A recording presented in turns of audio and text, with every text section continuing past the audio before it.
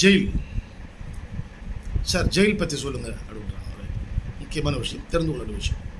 தமிழ்நாட்டில் மத்திய சிறை அப்படின்னு பார்த்தோம்னா மெட்ராஸ், திருச்சி, கடலூர், சேலம், திருநெல்வேலி, கோயம்புத்தூர். திருநெல்வேலியில் வந்து பாளையங்கோட்டை, அப்புறம் கோயம்புத்தூர். இங்கே தான் வந்து மத்திய சிறை, சென்ட்ரல் ஜெயில் இருக்குது.